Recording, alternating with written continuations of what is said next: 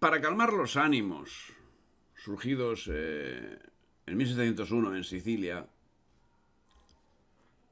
Felipe V, con la autorización de Luis XIV, naturalmente, y en una escuadra francesa, giró visita a Nápoles en junio de 1701, donde fue cumplimentado por el nuevo virrey, el marqués de Villena. Felipe V renovó los privilegios y Nápoles su fidelidad. Luego hizo lo propio en Milán, donde visitó el frente que los ejércitos austríaco y francés mantenían en el Po, participando en una escaramuza donde las tropas mandadas por Guillermo de Moncada, deshicieron una unidad austríaca y posteriormente ocupó la villa de Luzara y de Guastalla, mientras los aliados tomaban otras. En octubre volvió a la corte, desembarcando en Francia. El 16 de diciembre llegó a Figueras.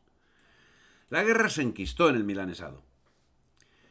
Y el motivo es que en los territorios italianos la división fue una constante a lo largo de la guerra. Víctor Amadeo II, duque de Saboya y padre de la primera esposa de Felipe V, inicialmente en 1702 permaneció a favor de Francia, cuando los austriacos y alemanes ocuparon el milanesado, pero en 1703, ante la ocupación de Luis XIV, de ese ducado, se pasó sin dudarlo al otro bando.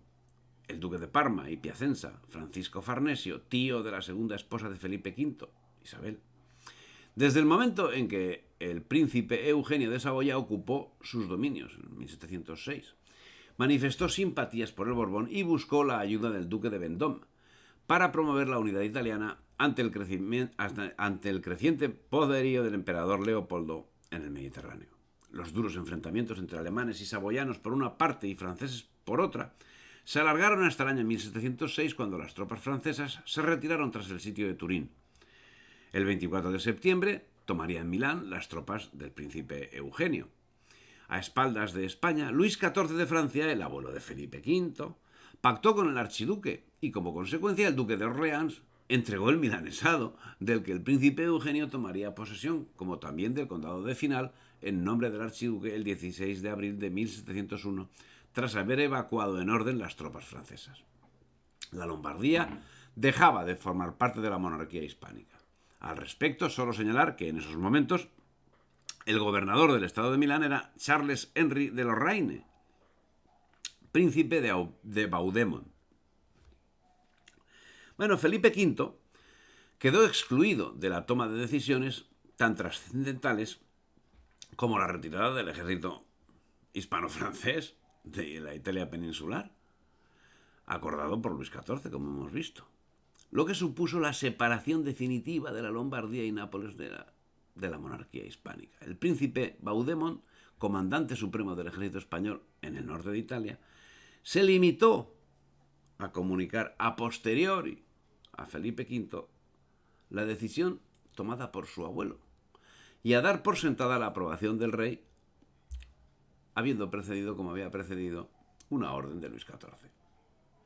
Tras el milanesado, y a pesar de los esfuerzos del marqués de Villena, cayó también Nápoles en manos del archiduque cuando el 26 de junio de 1707, y al mando de Ulrico Daun, entró en Nápoles un ejército austracista compuesto por 9.000 hombres, divididos en 5 regimientos de caballería y 5 de infantería, mientras por la costa navegaba una escuadra holandesa, teniendo enfrente la caballería del príncipe de Castillón, con 800 caballos. Con esta situación, la población reclamaba la rendición, que se llevó a cabo en pocos días. Los napolitanos prometieron fidelidad al virrey Juan Manuel Fernández Pacheco, duque de Escalona, que no había atendido debidamente las defensas y se encontraba sin dinero para armarlas, mientras el cardenal Grimani gastaba a manos llenas en pro del archiduque. Los príncipes de Montesarcho, Avelino y Cariati, el marqués de Pescara y el duque de Monteleón, así como un nutrido grupo de nobles, se ofrecieron al servicio del archiduque. De los nobles, solo el príncipe Horacio de Chelamar y Horacio Cópula siguieron fieles a Felipe V. Sucedía esto el día 7 de julio de 1707, exactamente 212 años después que fuesen expulsados los franceses por Fernando el Católico. Todo el reino de Nápoles quedó en poder de los austracistas. Las tropas españolas se habían retirado para combatir en la península, con lo que la defensa era minúscula, pero el archiduque no pudo tomar Sicilia, que se mantuvo fiel a Felipe V hasta el final de la guerra. Sicilia permanecía bajo la influencia, no vamos a decir que del rey de España, porque no era verdad. Diremos solamente que de Felipe V. Tras los servicios prestados en el milanesado, el duque de Orleans, tío de Felipe V, pasaría a comandar las tropas francesas en la batalla de Almansa, ocurrida el 25 de abril de 1707, desbancando a Berwick, sobre quien crecían las dudas entre los franceses al tratarse del hermano de la reina Ana. Galloway, con el acompañamiento del marqués de las Minas, sería su rival. Si en Italia los asuntos de España, manejados por franceses, no iban nada bien, las cosas en Flandes, con los asuntos españoles manejados por los mismos que manejaban los de Italia, no iban mejor. Marlborough se hizo sin mucho esfuerzo con Brabante en septiembre de 1706. Los avances aliados iban produciéndose en todas las posiciones periféricas mientras la península llevaba su propio ritmo, absolutamente desacorde. Durante estos años sostuvieron no pocas tensiones con la jurisdicción regia jerarcas de la iglesia siciliana, como el obispo de Lipari, Gerolamo Ventimiglia, sobre el que recayeron sospechas más que fundadas de que su posición pro-austríaca, que acabaría por llevarlo definitivamente fuera de su diócesis tras la ruptura de Felipe V con la Santa Sede en 1709. A pesar del hecho señalado, es llamativa la actuación de las administraciones públicas que, sin definirse como austracistas, sino como fieles al rey que había sido reconocido por las Cortes, permanecieron como observadores más que como actores. Al respecto, a lo largo de este periodo bélico, aun cuando hubo fuertes sospechas respecto de las conexiones de un sector de la nobleza isleña con el partido austríaco, desde el gobierno virreinal no se tomaron más que medidas preventivas al respecto. La actitud de las autoridades españolas con la oligarquía siciliana continuó moviéndose entre la profunda desconfianza y la suma prudencia. Significativas serían en este punto las órdenes dirigidas en 1709 a magistrados y nobles de Palermo para garantizar su permanencia en la ciudad con la expresa prohibición de salir hacia sus feudos o residencias en otros lugares del reino sin licencia del virrey. En lo tocante a Cerdeña, no hubo ningún tipo de movimiento hasta la entrada del archiduque en Barcelona el año 1705, cuando la nobleza de Cerdeña, que no se había mostrado partidaria de ninguno de los contendientes, tomó partido por el archiduque. Pero no cambiaría la situación hasta agosto de 1708, cuando una escuadra anglo-holandesa tomaba Càller. Sería retomada el 29 de septiembre de 1717, pero de nada serviría, porque el Tratado de Rastatt y la Conferencia de Londres de 1718 asignaban Cerdeña al duque de Saboya. Por el norte, en 1708 los aliados infligieron severas derrotas a los franceses en los Países Bajos españoles, dejando abierta la frontera francesa a los aliados, ante lo que Luis XIV buscó la paz, a la que los holandeses solo accedían si obtenían para el archiduque España y las Indias, secesionando los reinos europeos que formaban parte de la corona española. Y todo con el beneplácito del Papa Clemente XI.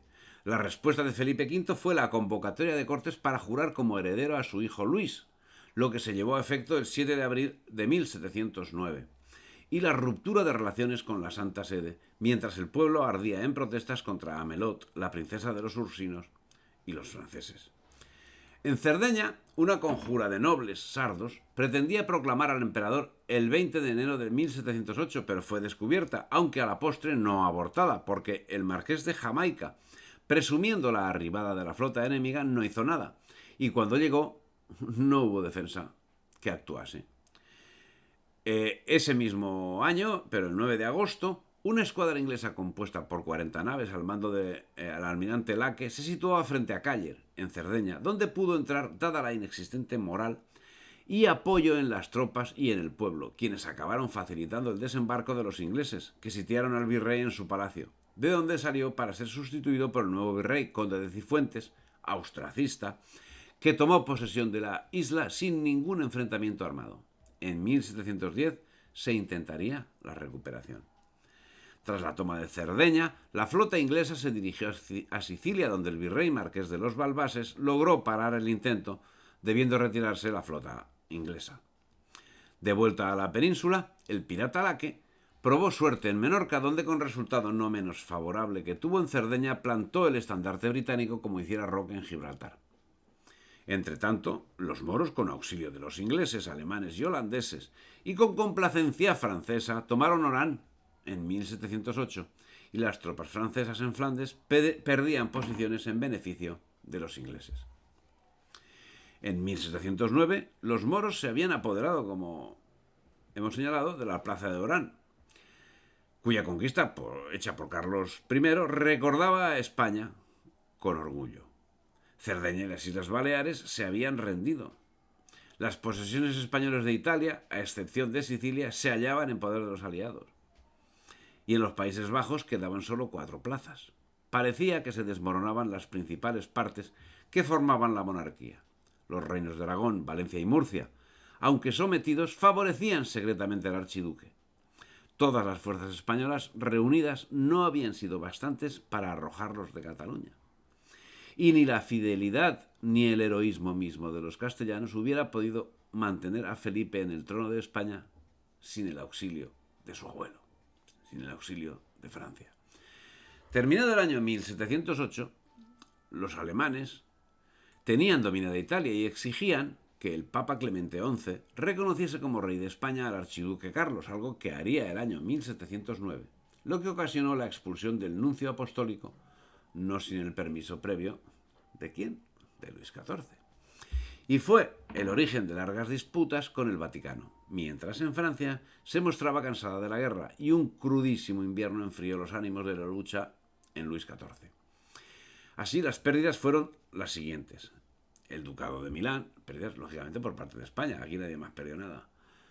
El Ducado de Milán en 1706, Nápoles en 1707 y Cerdeña en 1708. Del mismo modo, en Flandes, los aliados se impusieron en Ramiliers en 1706, Oudenarde en 1708 y Malplaquet en 1709, desvaneciéndose la presencia española en aquellas tierras. Luego, en 1713, llegaría el Tratado de Utrecht, en el que se confirmaría la fragmentación de los reinos hispánicos. Posteriormente, en el Tratado de Rastatt de 6 de marzo de 1714, se dividirían las provincias italianas, siendo asignada Sicilia a Víctor Amadeo de Saboya y al archiduque Carlos la corona de Nápoles, Cerdeña, el milanesado y los presidios de la Toscana. Todo conforme a lo marcado en el artículo 2, que reza: como el único medio que se ha podido hallar para asegurar un equilibrio permanente en la Europa ha sido establecer por regla que las coronas de Francia y de España no puedan jamás ni en tiempo alguno juntarse en una misma cabeza ni en una misma línea, y que perpetuamente estas dos monarquías se mantengan separadas, y que para asegurar una regla tan necesaria para el reposo público, los príncipes que por su nacimiento pudiesen tener derecho a estas dos sucesiones renunciasen solemnemente la una de las dos por sí mismos y por toda su posteridad, de modo que esa separación de las dos monarquías se constituyese ley fundamental, y así fue reconocida en las Cortes de Juntas en Madrid el día 9 de noviembre de 1712 y confirmada por los tratados concluidos en Utrecht el 11 de abril de 1713. Pero antes de transcurridos 3 años, Palermo, Catania, Trapani, Messina y Siracusa fueron retomadas para España por una escuadra al mando del almirante Leede, flamenco, cuyo control fue recuperado rápidamente por los aliados de la cuádruple alianza: Jorge I de Inglaterra, Luis XIV de Francia, los Estados de Holanda y el archiduque, ya emperador, Carlos VI. Víctor Amadeo tomó posesión del reino de Sicilia en 1713, arribando a bordo de barcos ingleses, y se mantendría hasta 1720, cuando pasó a ser rey de Cerdeña, siendo que no lo reconocían como rey los sicilianos, ni los príncipes ni las repúblicas italianas, y mientras Carlos tomaba posesión de Flandes y se firmaba la paz con los Estados Generales de los Países Bajos el 26 de junio de 1714. Sicilia y Nápoles pasaban al dominio del emperador Carlos VI. Víctor Amadeo se quedaba con Cerdeña y el infante Carlos de Borbón, hijo de Felipe V, futuro Carlos III, los estados de Parma y Plasencia. Los reinos de Nápoles y Sicilia serían reconquistados por Carlos a su homónimo germano. No obstante, el posterior distanciamiento de Francia posibilitó que el 23 de julio de 1717 el almirante Baltasar de Guevara saliese de Barcelona al mando de una armada compuesta por 79 embarcaciones destinadas a recuperar Cerdeña. Al mando de las tropas iba el marqués de Lede. La mitad de la escuadra, al mando del conde de Montemar, llegó a destino el 9 de agosto sin saber qué debía hacer. El día 16 bajaron a Ceraguada y se preparaban para el asalto cuando el día 21 apareció el resto de la armada que portaba la orden secreta. No sin lucha se tomó primero Sàsser, tras lo cual, y según señala Nicolás de Jesús Berlando, el virrey marqués de Rubí abandonó Càller, camino de Alguer, desde donde partió a Génova. Càller sería tomada el 4 de octubre mediante capitulación. El archiduque envió refuerzos que fueron neutralizados por el ejército español. La isla quedó totalmente en poder español el día 29 de octubre con la toma del Alguer. Tras la reconquista de Cerdeña se emprendió la de Sicilia, que por parte de Austria, Inglaterra y Francia seguía en disputa y la corona de Víctor Amadeo no encontraba asiento seguro.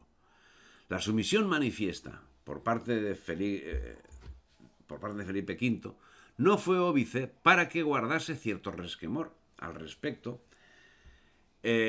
Cuando el cardenal Alberoni le fue propuesto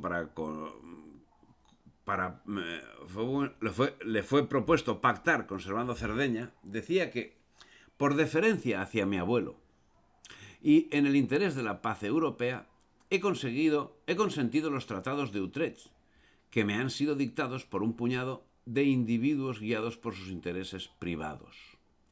No deseo someterme por segunda vez a sus imposiciones, puesto que Dios me ha puesto en una posición de independencia.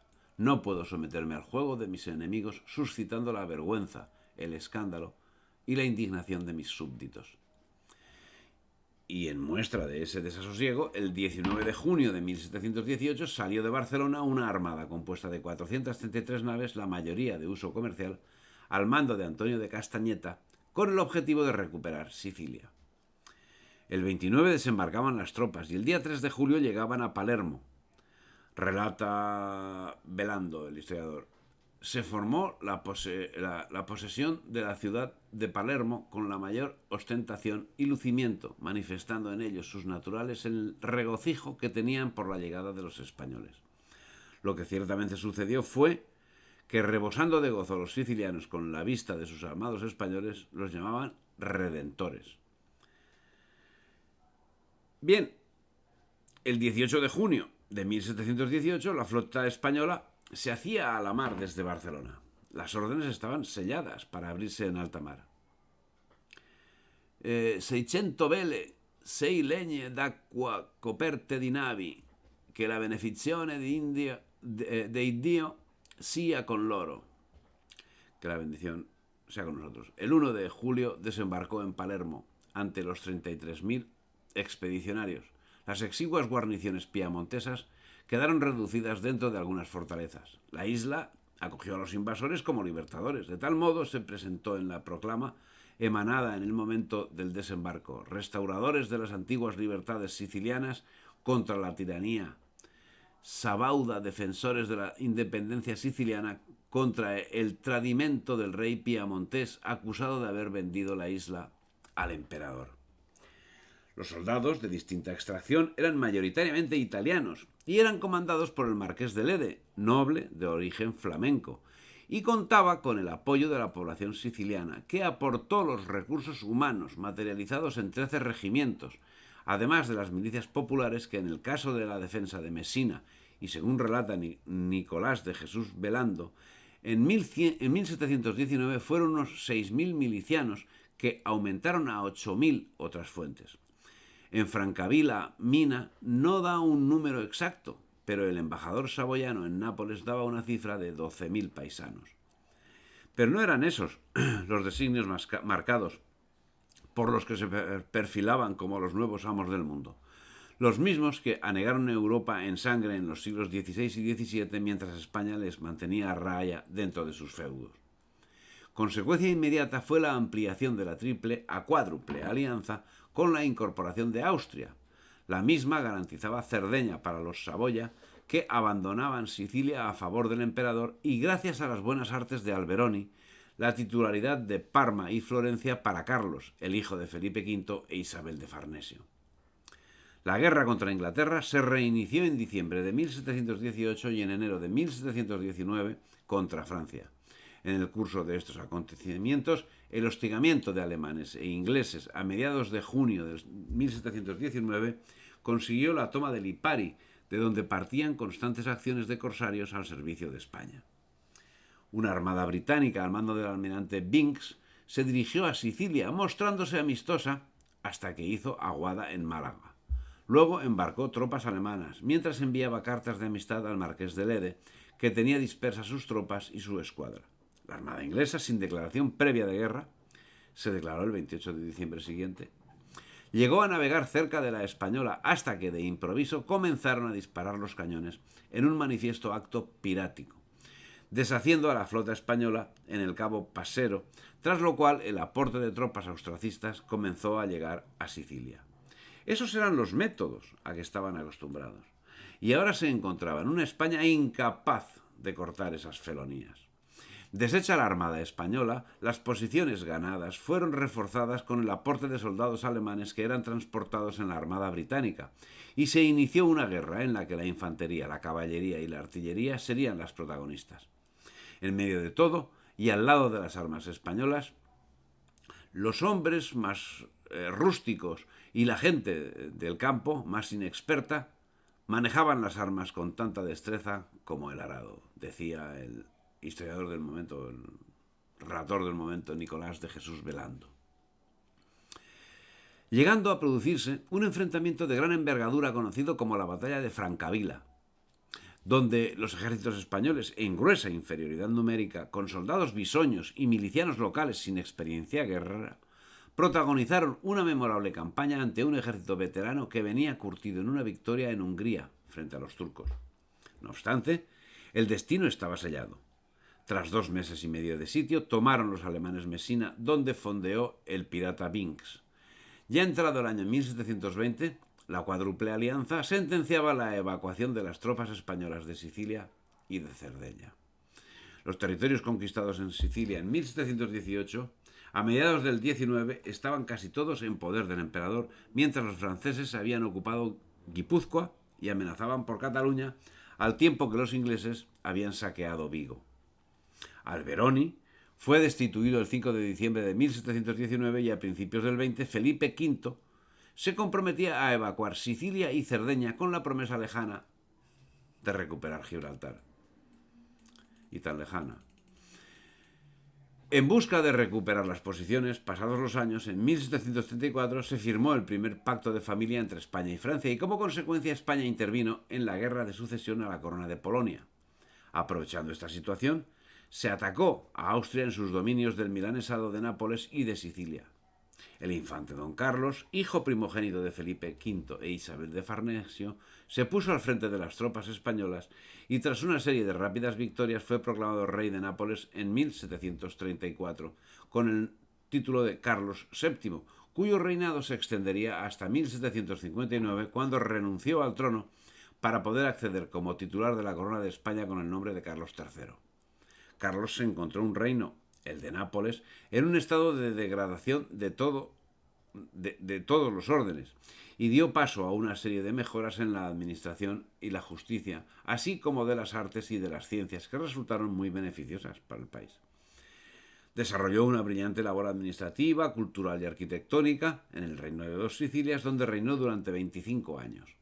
Cuando debió dejar la corona en manos de su hijo Fernando, de 8 años de edad. La renuncia al trono de Nápoles, impuesta por los tratados internacionales para poder acceder al trono de España, tuvo lugar el 6 de octubre de 1759, pero con esta renuncia quedaba manifiesta la intención de gobernar Nápoles desde Madrid, desarrollando a distancia las funciones de regencia. Antes de marcharse, promulgó una pragmática estructurada en 4 puntos. En el primero, constataba la imbecilidad del primogénito Felipe. Era un enfermo, o sea, no era ningún insulto. Y la consiguiente transferencia al tercer hijo, Fernando, de la herencia de los estados italianos, estableciendo la emancipación de este último de la potestad no solo paterna, sino también soberana. En el segundo punto, creaba el Consejo de Regencia, estableciendo que debía actuar según las modalidades especificadas en las instrucciones para la regencia. Por tanto, la pragmática y las instrucciones formaban una única ley. En el tercer punto establecía la obtención de la mayoría de edad de Fernando al cumplir los 16 años. En el cuarto, por último, instituía el futuro principio de sucesión basado en la primogenitura y en el derecho de representación de la descendencia masculina. Se reservaba, además, del inaceptable derecho de arbitraje, inaceptable para según quién, el poder de decisión en todos los asuntos de cierta importancia. Al Consejo le quedaba la administración. Y desde luego se instituía él como el auténtico regente. Acción que desarrollaría no desde Sicilia, sino desde Madrid. Fernando se dedicaba más a la caza que a otras funciones y su mujer, María Carolina de Austria, se hizo con el control de la política, apartándose de España y acercándose a Inglaterra. Acabaría huyendo con motivo del avance de Napoleón, quien proclamó la República Napolitana. María Carolina y Fernando se guarecieron bajo el manto del pirata Nelson, que asolaba las costas. El 21 de septiembre de 1805 se firmó en París la paz en la que dos Sicilias se comprometían a la neutralidad y el 26 de octubre firmaba otro tratado en Viena con Inglaterra, Rusia y Austria contra Francia, tras lo cual fue ocupado el territorio por tropas aliadas, pero ante la embestida de José Napoleón abandonaron sus posiciones y embarcaron. Y luego también embarcó Fernando. Entraron las tropas francesas en Nápoles el 14 de febrero de 1806. José Bonaparte sería nombrado rey, cuyo título abandonaría por ser rey de España el 2 de julio de 1808. En su lugar, también a título de rey, sería nombrado Joaquín Murat, que reinaría hasta 1815 y sería posteriormente ejecutado. Resumiendo, el sentimiento de pertenencia a un proyecto común con España siempre fue manifiesto en Italia. Al respecto, la clave del mantenimiento del dominio español sobre los reinos del sur de Italia no estuvo tanto en su capacidad militar, ya bastante mermada en la segunda mitad del siglo XVII, como en la lealtad latente en el seno de las masas sociales y en la existencia de potentes redes de interés entre la monarquía y los grupos dominantes en el lugar. Si te ha gustado el vídeo, dale me gusta, difunde y suscríbete al canal.